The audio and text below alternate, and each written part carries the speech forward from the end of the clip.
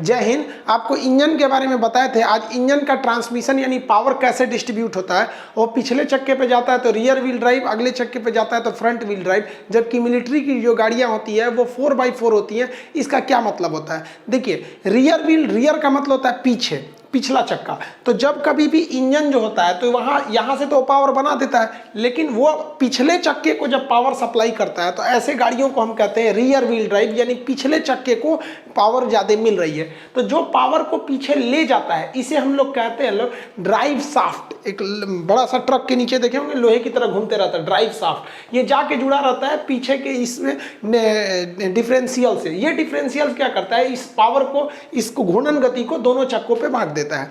तो ऐसे गाड़ियों को हम लोग कहते हैं रियर व्हील ड्राइव। ज्यादातर ऐसी गाड़ियां देखने को मिलती है, लेकिन इसकी खासियत क्या होती है, ऐसी गाड़ियों की हाइट ज्यादा रखनी पड़ती है। क्योंकि अगर आप हाइट ज्यादा नहीं रखेंगे तो ये जो अंदर से जा रहा है ये ड्राइव शाफ्ट, जब कभी ब्रेकर आएगा तो ब्रेकर पे अगला चक्का क्रॉस कर जाएगा, उसके बाद ब्रेकर ऐसे उठा हुआ रहेगा तो इसमें टकरा जाएगा। तो इसकी हाइट ज्यादा रखनी पड़ती है। ये ज्यादा लोड को खींच सकता है क्योंकि इसे पावर पीछे से मिल रही है।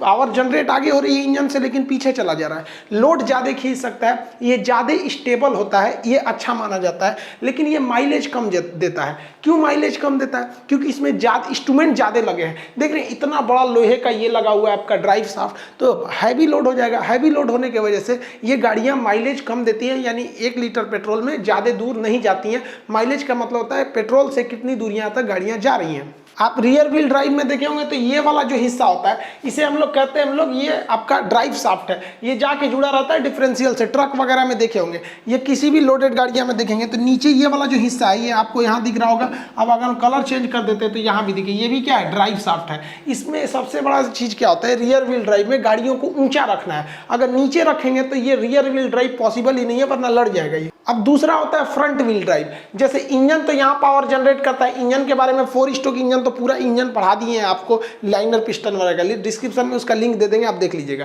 तो ये इंजन यहाँ पावर बनाया और इंजन पावर बना के वहीं के चक्के को दे दिया, यानी फ्रंट के ही चक्के को दे दिया, तो इसे कहते हैं फ्रंट व्हील ड्राइव।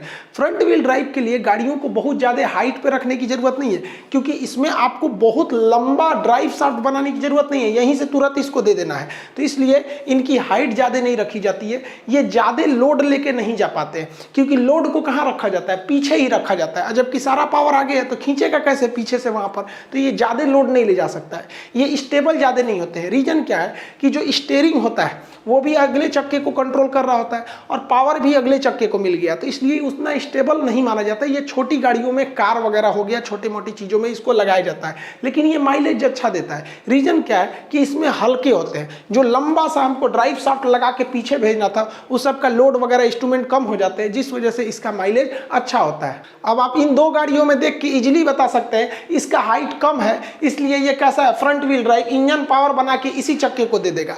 जबकि ये बड़ी गाड़ियां हैं, इनकी हाइट ज्यादा है तो इंजन पावर आगे बनाता है, लेकिन पिछले चक्के को ये क्या करता है, भेज रहा होता है। तो ये हो जाता है आपका रियर व्हील ड्राइव, ये हो गया फ्रंट व्हील ड्राइव। आप कहेंगे कि अच्छा कौन होता है, भाई दोनों अपने अपने जगह पे है। कम काम है तो इसको लीजिए, ज्यादा काम है तो इसको ले लीजिए, लेकिन दोनों की एक बहुत बड़ी खराबी है। आप देखिए इसका सारा पावर फ्रंट व्हील ड्राइव इस अगले चक्के पे पड़ रहा है, यानी इंजन जो है पिछले चक्के से मतलब ही नहीं है। अगर गलती से इसका अगला चक्का कहीं कीचड़ में फंस गया तो अगला चक्का नचते रहेगा तो खड़ा होकर चुपचाप देखेगा कि ए चाचा खींचिए, तो खींचबे नहीं करेगा। तो इसका अगला फंस गया तो ये काम से नहीं।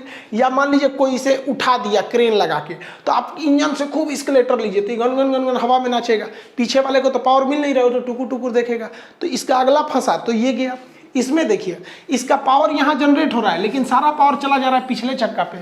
तो अगर इसका पिछला चक्का कीचड़ में फंस गया तो अगला आगे जाएगा ही नहीं। तो आगे वाला तो चुपचाप खड़ा था, वो कह रहा था कि आप ढकेलिएगा तब तो हम जाएंगे, या पीछे से कोई उठा दिया तो ये भी फंस जाएगा। तो दोनों के अपने अपने ड्रॉबैक है। लेकिन मिलिट्री वाली गाड़ियों को क्या होगा, उनको तो कभी उबड़ खाबड़ रास्ते पे जाना होता है, उन्हें कभी कीचड़ वाले जाने पे होता है। पता चला अगला फंस गया तो टुकुर टुकुर देखेंगे नहीं ना। तो उसके लिए जरूरी था इनको पावर पूरे चक्के पे दिया जाए, आगे भी दिया जाए और पीछे भी दिया जाए। तो मिलिट्री के जितने ट्रक वाहन होते हैं इनका ट्रांसमिशन दोनों ओर होता है। आप देखेंगे तो यहाँ पर एक सेंटर में एकदम बीचों बीच में सेंट्रल डिफरेंशियल होता है, ये पावर को पिछले चक्के पे भी भेजता है और अगले पे भी भेजता है। तो इसको हम लोग कहते हैं 4x4। तो इसमें आगे का अगर फंस गया या कीचड़ में तो पावर तो उसको भी मिल रहा है, वो ढकेल के इसको निकाल देगा।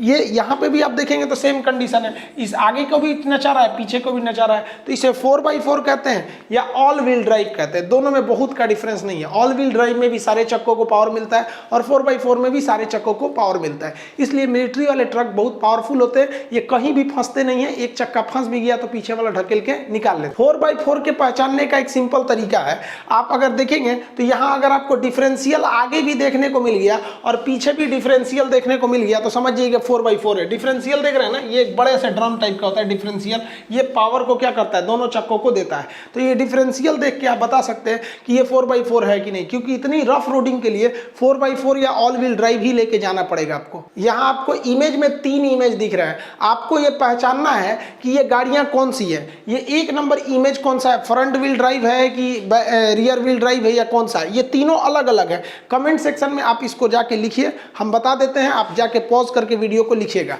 देखिए ये कौन सा है, फ्रंट व्हील ड्राइव है। क्यों? क्योंकि इसमें पीछे की ओर कोई भी ड्राइव शाफ्ट नहीं है, यहीं पर है। लेकिन अगर इसे देखेंगे तो ये रियर व्हील ड्राइव है, पिछले चक्के को ये मिल रहा है। जबकि अगर आप इसको देखेंगे तो ये ऑल व्हील ड्राइव है। देखिए एक तो सेंटर में आपका डिफरेंशियल है, ये यहाँ भी पावर जा रहा है और पिछले वाले चक्के को भी पावर डिस्ट्रीब्यूट किया जा रहा है। साइकिल को देखेंगे ना तो साइकिल रियर व्हील ड्राइव होता है, क्योंकि साइकिल को अगर आप डबल स्टैंड पे रख दिए हैं और आप चक्के को कितना भी नचाते रहिए, ये चक्का केवल नचेगा, आगे नहीं बढ़ेगा। क्योंकि आपका अगला चक्का जमीन पे जरूर है लेकिन इसे पावर से मतलब नहीं था, ये केवल स्टीयरिंग से इसका मतलब था। अगली एक कैटेगरी होती है हैचबैक गाड़ियों की। हैचबैक ऐसी गाड़ियों को कहते हैं जिसका पिछला हिस्सा बाहर की ओर नहीं निकला होता है, गाड़ी अचानक आके ऐसे खत्म हो जाती है, पीछे डिग्गी बना दिया जाता है, ऐसी गाड़ियों को हैचबैक कहते हैं। हैचबैक गाड़ियां अक्सर छोटी होती है, जैसे देखिए ये गाड़ी है, पीछे जाके अचानक खत्म हो गया।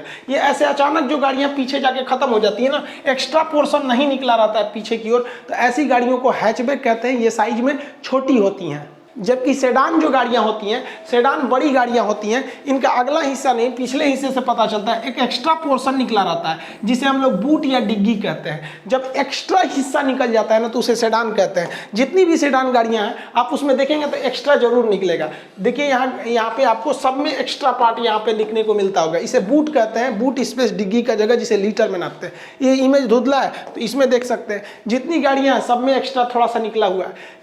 जहां भी थोड़ा सा एक्स्ट्रा निकल गया आप समझ जाइएगा कि वो कौन सी गाड़ियां हैं, सेडान गाड़ियां। तो सेडान की पहचान एक्स्ट्रा निकला है और हैचबैक की पहचान सिकुड़ा हुआ है पीछे से। यूटिलिटी व्हीकल उसे कहते हैं जो सामान ढोने के काम में आते हैं, तो इसे हम लोग यूटिलिटी व्हीकल्स के नाम से या यूवी कहते हैं लोग इसे। यूवी यूटिलिटी यानी सामान ढोने के काम में आते हैं, चाहे वो पिकअप हो गया या एस हो गया या इस टाइप के हो गए, सब ये सामान ढोने के काम में आते हैं सब। ये जितनी गाड़ियाँ ढोने वाली होती हैं ये फ्रंट व्हील ड्राइव तो हो ही नहीं पाएंगी, क्योंकि फ्रंट का पावर दे देंगे तो पीछे से इतना लोड को कैसे खींचेंगी। ये सारी गाड़ियाँ कैसी होती हैं, रियर व्हील ड्राइव होती है सब। ये पीछे पावर इनको मिल रहा होता है। अब अभी के वक्त में लोगों को क्या चाहिए, हैवी सामान टाइप का बहुत हैवी ढो भी दे और लुक भी उसका स्पोर्टी हो, मतलब सुंदर लुक हो। तो कंपनियों ने एक नया सेगमेंट बना दिया जिसका नाम रखा स्पोर्ट कॉम यूटिलिटी व्हीकल। ये एसयूवी कहते हैं। अब अलग अलग एसयूवी कंपनियां अलग अलग बनाती हैं, जैसे सफारी भी एसयूवी में आती है, बोलेरो भी आती है, स्कॉर्पियो भी आती है, तो ये एसयूवी में आती है। एसयूवी जनरली बड़ी गाड़ियों को कहते हैं, वो बहुत बड़ी साइज की होती हैं सर एसयूवी गाड़ियाँ। ये 7 सीटर हो जाते हैं सब। एसयूवी जो होते हैं सब 7 सीटर। एसयूवी की सबसे बड़ी पहचान ये थोड़ी साइज में बड़ी होती है और ऊंची होती है एसयूवी।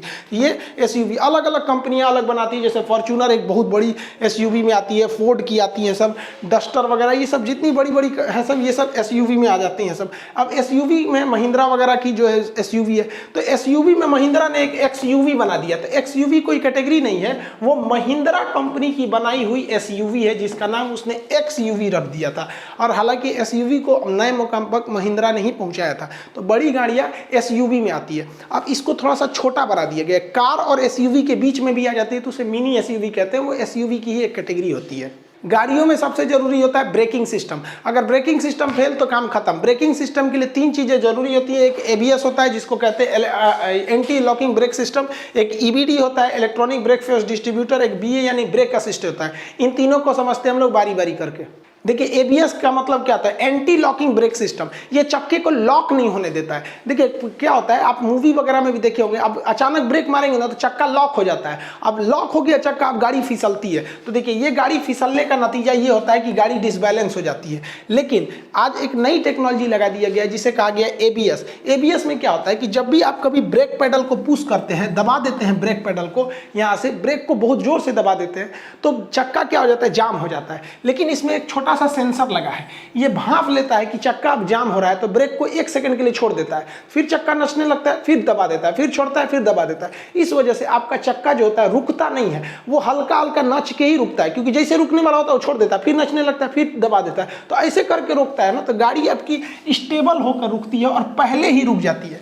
और अगर आप में एबीएस नहीं है, अगर एबीएस नहीं है तो एक तो दूर जाएगा, उसमें से फिसल के डिसबैलेंस हो जाएगा, और अगर एबीएस है तो पहले ही रुक जाएगा और एकदम स्टेबल होकर रुकता है। ब्रेकिंग सिस्टम में ईबीडी बहुत जरूरी है। ईबीडी का मतलब क्या होता है, वो भांप लेता है कि किधर लोड ज्यादा है। जैसे इस कार में देखिए चारों सीट पर लोग बैठे हैं, तो कार का लोड एकदम बढ़िया है, कोई दिक्कत नहीं है। लेकिन कभी कभी लोड डिसबैलेंस होता है। जैसे यहाँ देखिए, इसमें केवल आगे वाले सीट पर 2 लोग बैठे हैं, पीछे नहीं है, यानी अगले दोनों चक्कों पर लोड ज्यादा है। जबकि इसमें देखिएगा तो पीछे की ओर केवल एक लड़का बैठा है, तो एक और लोड ज्यादा है। अब जब कार में या किसी भी 4 व्हीलर में ब्रेक लगाते हैं तो चारों चक्के पे बराबर दे देता था पहले के जमाने में, लेकिन बराबर की जरूरत नहीं है, वो तो डिस्ट्रीब्यूट करके देना चाहिए ना, कि कहां ज्यादा लोड है उधर ज्यादा प्रेशर लगाओ और जिधर कम है उधर कम प्रेशर लगाओ। तो इसी के लिए लगाया गया इलेक्ट्रॉनिक ब्रेक फोर्स डिस्ट्रीब्यूटर, जिसे कहते हैं ईबीडी। ये भांप लेता है कि लोड किधर की ओर ज्यादा है।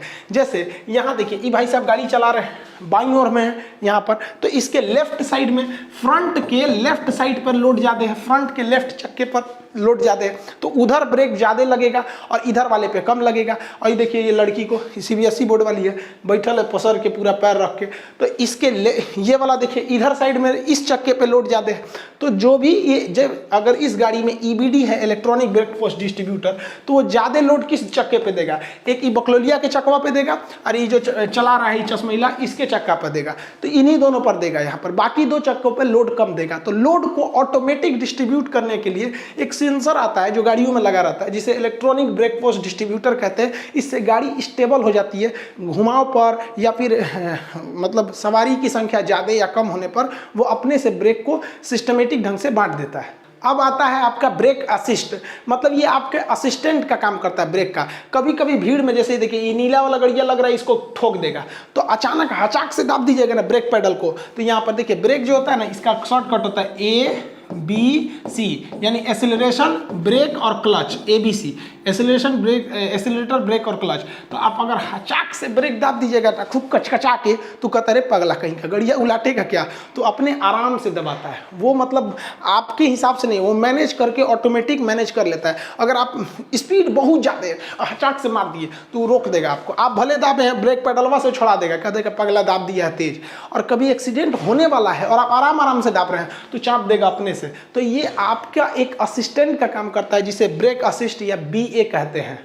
अगला सिक्योरिटी फीचर जो होता है वो आता है आपका सीट बेल्ट का। सीट बेल्ट एक यूनिक फीचर होता है। इसकी खासियत क्या होती है, अगर आप इसे आराम आराम से खींचिएगा तो ये आगे आते जाएगा। आप सीट बेल्ट पहन के आराम से आगे आइएगा तो आपको आने देगा, लेकिन जहां आप झटका दीजिएगा तो सीट बेल्ट वहीं पर लॉक हो जाता है। उसके अंदर लॉकिंग सिस्टम होता है, अगर झटका देंगे तो लॉक हो जाएगा। इसलिए ये लोग आराम से आएंगे, कोई दिक्कत नहीं, आगे बढ़ाएंगे पीछे बढ़ाएंगे कोई प्रॉब्लम नहीं होता है। लेकिन जैसे गाड़ी का एक्सीडेंट होता है, ये क्या करता है, सीट बेल्ट लॉक कर देता है, तो आदमी आगे नहीं फेंकाता है, नहीं तो ये बकलोलिया फेंका जाएगी। ये देखिए मोबाइल चला रहा है, चल जाएगा बाहर, तो मुंह हाथ फूट जाएगा, एक में हो जाएगा यहाँ पर। और ये लोग देखिए ऐसे गाड़ी चला रहे हैं, एक्सीडेंट हुआ मान लीजिए तगड़ा, तो ये फेंका जाएंगे, शीशा तोड़ के आगे फेंका जाएंगे। तो इसलिए वहाँ पर सीट बेल्ट का होना जरूरी है। अब जो गाड़ियाँ आएंगी उसमें ऐसा सिस्टम दिया जा रहा है, भारत सरकार इस पर विचार कर रही है कि अगर कोई सीट बेल्ट नहीं लगाएगा ना तो गाड़ी स्टार्ट नहीं होगी। वहाँ एक सेंसर देने का ऐसा प्रावधान चल रहा है। गाड़ियों में सबसे बड़ा सेफ्टी फीचर जो होता है एयर बैग का होता है। इससे क्वेश्चन पूछा हुआ था पिछली बार रेलवे में भी, एयर बैग में किसका प्रयोग किया जाता है। देखिए एयर बैग क्या होता है, स्टीयरिंग के पास ही लगा दिया जाता है एयर बैग को। ये एक बैग की तरह होता है जो गाड़ियों में दिखता नहीं है, जब तक एक्सीडेंट नहीं हुआ है तो उसको अंदर लगा दिया जाता है। उसके अंदर सोडियम एजाइड भरा जाता है। जब कभी भी गाड़ियों पे तगड़ा झटका लगता है ना, तो तगड़ा झटका लगने से ये सोडियम एजाइड नाइट्रोजन गैस को छोड़ देता है, और ये नाइट्रोजन गैस बहुत तेजी से भर जाते हैं, जिससे कि उसको आगे की ओर चोट नहीं लगता है। जैसे मान लीजिए अचानक झटका लगेगा तो इसका मुंह स्टीयरिंग पे लगेगा तो इस सीना उना टूट जाएगा, वैसे ही तो स्टीयरिंग के आगे ये एयर बैग भर जाता है, एक उसके बगल वाले में भर जाता है को पैसेंजर में। इंडिया में आज ज़्यादातर 2 ही सीट बेल्ट दिए जाते हैं, लेकिन महंगी गाड़ियाँ लेंगे तो उसमें 6 सीट बेल्ट करें एयर बैग लेंगे तो बड़ी गाड़ियों में ना पीछे वाले पैसेंजर्स के लिए भी दिए जाते हैं।